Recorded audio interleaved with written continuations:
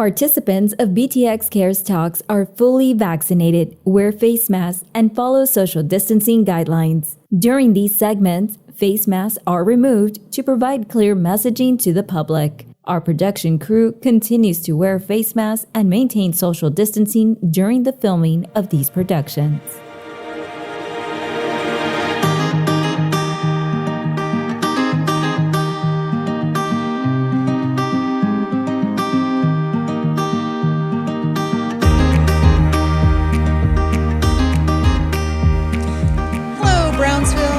Jones, the city's epidemiologist, and we want to welcome you to BTX Cares Talks. And this is where we discuss those important topics that affect our community.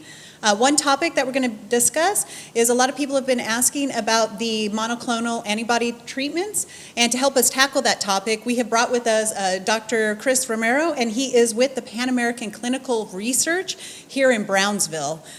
Thank you, Michelle. Thank you so much for coming. So let's just start off.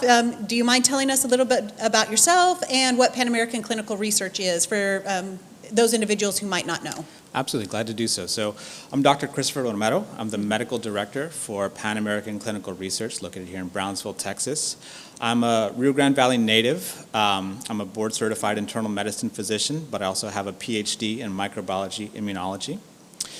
Pan American Clinical Research is dedicated to bringing the cutting edge of scientific discoveries in medicine here to the Rio Grande Valley and affording those opportunities to our population here. Oh, that is so wonderful, because I know sometimes Brownsville is an underserved population and they've got a unique demographic, so that's Absolutely. Really wonderful. So now that we know a little bit more about you and your staff and kind of what you guys are doing, do you mind telling us about what monoclonal antibody therapy is? Yeah. So I think it's good that we take a step back and just remind everybody about what antibodies are. Mm-hmm. So whenever we get infected with a virus or a bacteria, our body responds to infections by producing special proteins called antibodies. These bind to the invading pathogen, primarily viruses, and prevent them from entering cells and help our body clear them out. So it's a key component of our body's immune response to infections. Unfortunately, it takes time for our natural immune system to mount a large number of antibodies that can help fight an infection. So one of the tools that we fortunately have now in our arsenal are the monoclonal antibodies to help fight against COVID-19. These are specially designed monoclonal antibodies that can bind to the spike protein on the SARS-CoV-2 virus and help neutralize it and prevent it from spreading within the body. Oh, wonderful. And are we seeing a lot of success with that as we're implementing it during this pandemic? Absolutely. The studies that led to their approval for use show that they reduced the risk of hospitalization by 70% in high-risk patients.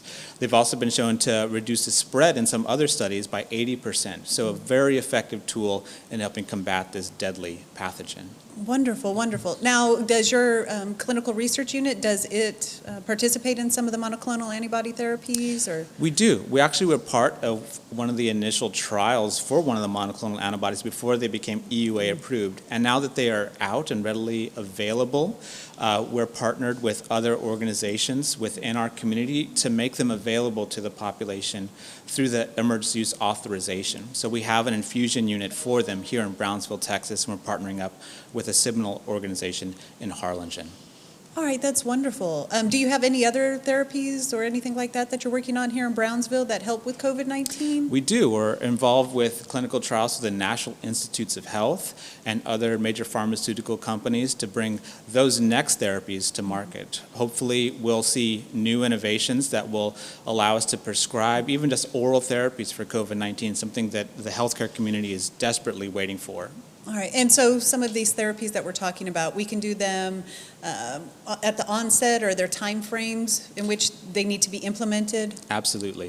I think that's an important thing for people to realize with monoclonal antibody therapy is, one, yes, it's effective, but two, it needs to be started early. In fact, there were studies that have shown that when they were tried to be used in the hospital, it's usually the patient's too far out into their infection for them to be effective. So they're recommended to be used, and that's what they're approved for, within the first 10 days of symptom onset. So if somebody's come down with symptoms, it's important, one, that they get tested to know if they have COVID so they can isolate and not spread it throughout our community. And two, if they're interested and they meet the criteria, to go ahead and pursue getting infused with monoclonal antibodies. Now, not everybody is a candidate for monoclonal antibody infusion.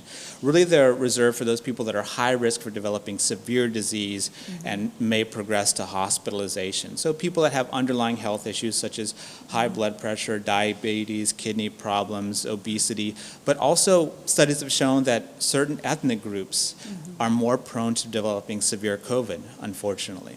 And Hispanic population is more predisposed to developing severe disease with COVID-19. All right. Now, just as a follow-up on that, are there any age restrictions on that? Since we are talking about high-risk individuals, we tend to think of people that are a little older, but what are the age restrictions? So it's 12 and up based upon the current approval.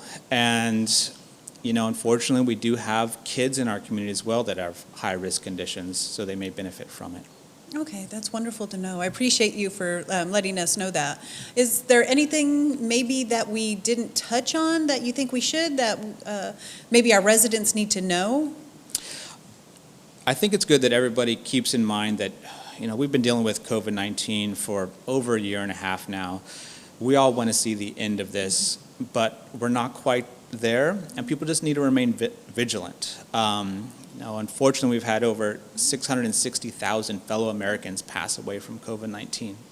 That's the equivalent of over 220 times the occurrence of the 9/11 attack.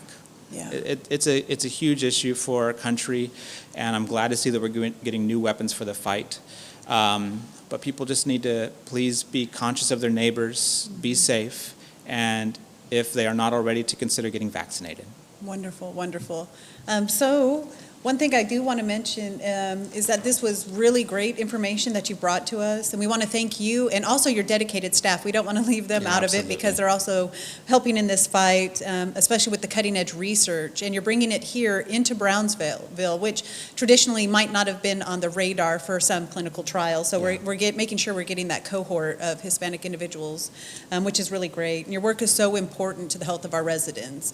So let's say we have a resident who wants a little bit more information or is interested in some of the clinical trials that you offer. Do you want to give us some information so that they can reach out to you? Yeah, we can be found online at panamclinicalresearch.com. And if somebody wants to pursue potentially getting infused with monoclonal antibodies, if they've tested positive, they can call 956-230-6695. Oh, wonderful, wonderful.